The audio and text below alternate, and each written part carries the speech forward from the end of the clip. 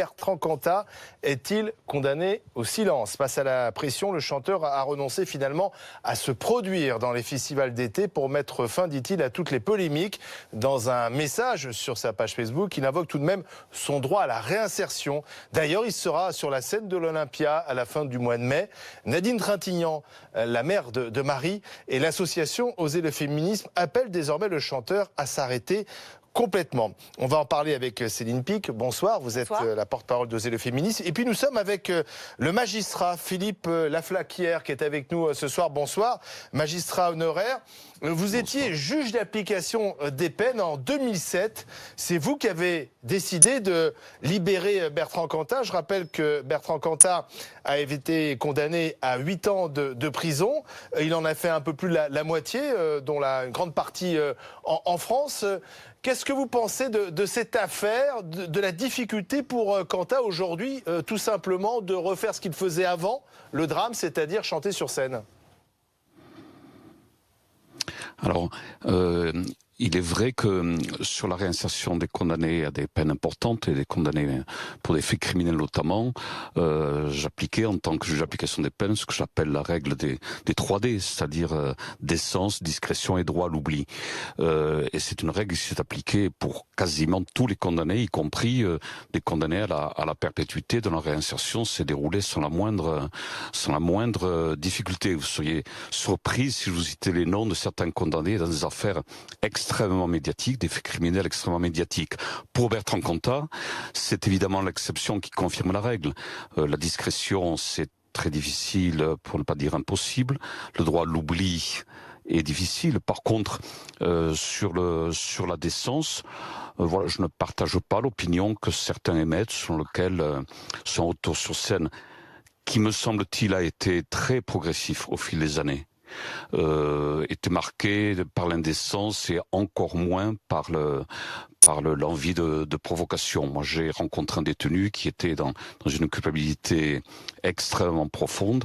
J'ai parlé d'une prison, donc aucun juge ne pourra jamais le libérer.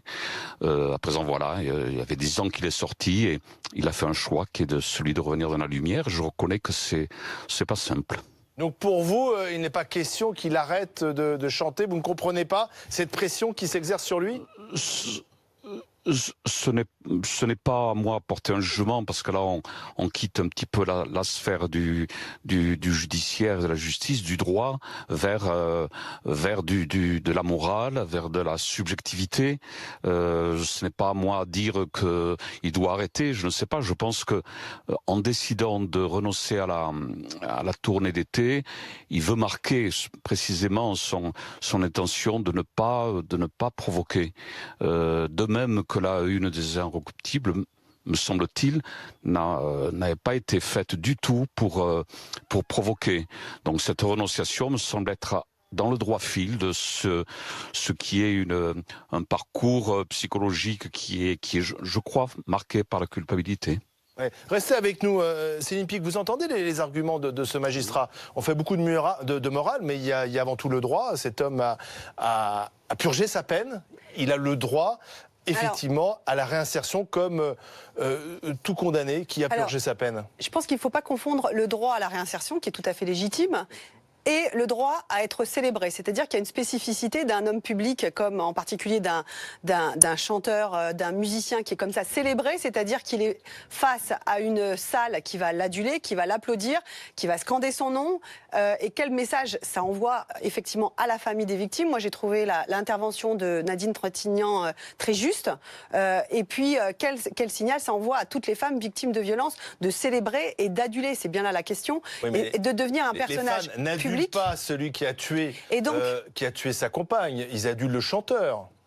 Mais c'est la même personne. Je pense que c'est ça dont nous voulons parler ici aujourd'hui. C'est une sorte d'acceptation sociale des violences masculines qui ferait que ce ne serait pas si grave d'avoir tué, fracassé de 23 coups de poing le crâne de Marie de Trintignant et d'avoir fait 4 ans de prison, effectivement. Donc il ne doit pas faire l'Olympia?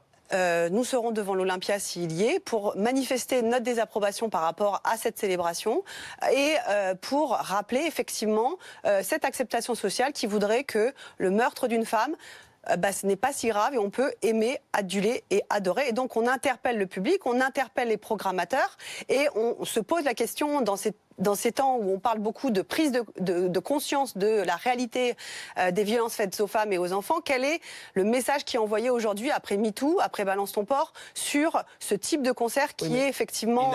Donc il n'a plus le droit d'avoir une vie sociale, alors, si je vous nous ne entends sommes bien. pas des censeurs, nous n'appelons pas à la censure, comme la page de Facebook de Bertrand Cantat l'affiche aujourd'hui. Il parlait de censure à Istres, où ils ont également annulé le concert. Nous interpellons le public, nous interpellons les programmateurs, et nous questionnons le message qui est passé en termes de violences faites contre les femmes, en termes de violences masculines. On parle d'un féminicide. Bertrand Cantat, de la même façon qu'un Jonathan Daval ou d'un Fourniret ou d'un Lelandais, a tué Oui, mais une Bertrand femme. Cantat a fait sa peine de prison. Il a fait sa peine de prison. Vous faites une comparaison avec Jonathan Daval, qui n'a toujours pas été, lui, tout à jugé. fait. Mais il est assez étonnant, et c'est ça qu'on veut souligner, parce que c'est exactement la même chose, par exemple, que dans l'affaire Polanski, cette capacité, parce qu'on est artiste, parce qu'on est homme de pouvoir, de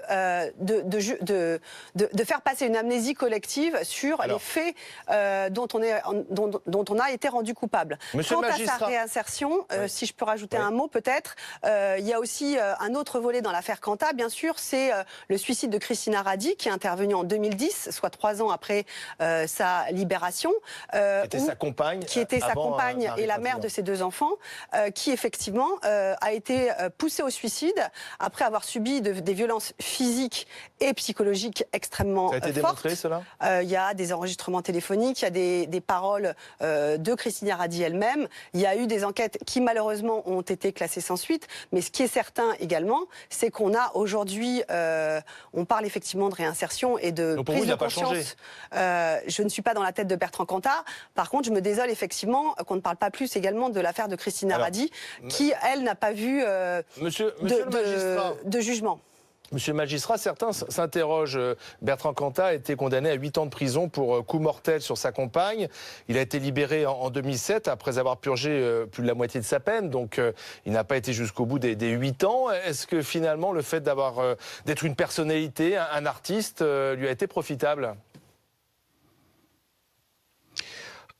Pour la libération, pas du tout. Au contraire, sa libération a répondu à des critères très objectifs de comportement, un ensemble de critères, des expertises psychologiques et psychiatriques que j'ai ordonnées. C'est pas ordonné par hasard cette libération. Mais ce que je voudrais dire, c'est que on peut trouver que 4 ans, c'est peu sur 8. Je dois quand même rappeler que si j'avais tenu compte des réductions de peine auxquelles il avait droit, il aurait pu être libéré 1 an plus tôt. Alors, on peut considérer que 4 ans, c'est trop tôt sur 8, mais si on reste sur cette opinion-là, ça veut dire qu'il faut refuser la libération conditionnelle à tous les condamnés. Il n'a en rien bénéficié du moindre traitement de faveur. Monsieur Laflaquière, j'ai décrit Monsieur Laflaquière, simplement, c'est que les temps ont changé. Aujourd'hui, on est dans un mouvement de condamnation très fort de ces violences faites aux femmes qui ont peut-être été minimisées, même par la justice. Même par la justice. Effectivement, 4 ans de prison, bien sûr, ça peut paraître peu pour quelqu'un qui a tué sa compagne, et aujourd'hui, ça paraît inacceptable par certains. Bien sûr. Bien sûr, vous avez raison, il y a eu une sorte de coïncidence entre la une des Inrecuptibles, la polémique qui s'en est suivie, et le lancement du mouvement Balance ton porc. Donc, bien sûr, le magistrat que je suis ne va pas contester que le combat féministe n'est pas approprié. Simplement, faire de Bertrand Cantat le porte-drapeau de la violence masculine, je pense que l'on se trompe un peu d'affaire. J'ai souvenance d'un débat très animé au moment de la libération conditionnelle chez votre confrère de la 5, Monsieur Calvi, où Madame Caroline Fourest, qui n'est pas, je pense, le symbole de la violence masculine, avait courageusement dit que pour elle, cette affaire n'était pas le symbole de la violence faite aux femmes. Je crois qu'on on se trompe de dossier. Quant à Christina Radi, je dois quand même rappeler que le parquet de Bordeaux avait ouvert une enquête sur les conditions de son suicide. C'est un drame qui m'a beaucoup touché, car j'avais rencontré cette personne lors d'une permission de sortir de Bertrand Cantat pour préparer sa libération conditionnelle. J'ai découvert sur les réseaux sociaux, je ne m'y aventure jamais, j'avais eu tort de m'y aventurer, j'ai découvert qu'une avocate en mal de clients et de publicités me rendait responsable ou co-responsable moral du suicide de Madame Radi. Vous vous rendez compte de ce genre d'amalgame, de déformation que l'on peut faire de la réalité? C'est là où on voit que vraiment le tribunal médiatique, selon l'expression désormais consacrée, cette dictature de l'émotion, finit par se substituer à l'institution judiciaire, et tout de même, c'est une évolution très inquiétante. Céline Picq, l'évolution inquiétante et ce symbole qu'on veut faire de Bertrand Cantat. Moi, je ne suis pas tout à fait d'accord pour dire qu'il n'est pas le symbole des violences masculines, dans le sens où 130 femmes, aujourd'hui, sont tuées par leur conjoint ou par leur ex-conjoint, et c'est symptomatique de dire que Bertrand Cantat ne serait pas le symbole de ces violences. Au contraire, il est... typiquement ce qu'on appelle dans la stratégie de l'agresseur, il construit son impunité effectivement par sa célébrité qui permet d'avoir des fans, de l'audience, de l'écoute publique, et qui fait qu'aujourd'hui on a une amnésie collective quant aux faits qui lui sont reprochés, qui lui ont permis en toute impunité effectivement d'exercer les violences qu'il a exercées sur Christina Radi, au moins les violences psychologiques et certaines violences physiques qui ont été, je pense, il y a un certain nombre de témoignages, et je ne sais pas parce que je ne suis pas juge pour juger pourquoi l'affaire a été classée, mais je pense que ce qu'on veut essayer de démontrer en tant qu'association féministe, c'est qu'il n'y a pas de profil type de l'auteur d'un féminicide, puisqu'on sait de ça dont on parle. Et nous, ce qu'on nous demandons également, c'est la reconnaissance du féminicide. C'est-à-dire le féminicide, c'est un meurtre d'une femme parce que femme, et il y a un contexte, le contexte familial est particulièrement propice à une stratégie d'impunité des agresseurs qui se permettent d'accomplir ce type de violence en sachant qu'ils pourront soit y échapper, soit s'en sortir. Est-ce que vous n'êtes pas en train de faire finalement de Bertrand Cantat une victime qui serait un comble par une volonté à tout prix de le faire taire? Est-ce que vous ne le victimisez pas en quelque sorte? Nous rappelons les faits, tout simplement, et je pense que, au contraire, des faits, encore une fois, qui ont été les agresseurs ont jugés, aussi comme tactique de se faire passer pour des victimes, inversant la responsabilité entre victimes. On parle beaucoup de la souffrance de Bertrand Cantat. Moi, je pense davantage à Marie Trintignant et à la famille de Marie Trintignant qui souffre et qui, elle, ne retrouvera pas sa fille. En particulier, les mots de Nadine Trintignant étaient extrêmement justes. Qui est concert ou pas, d'ailleurs.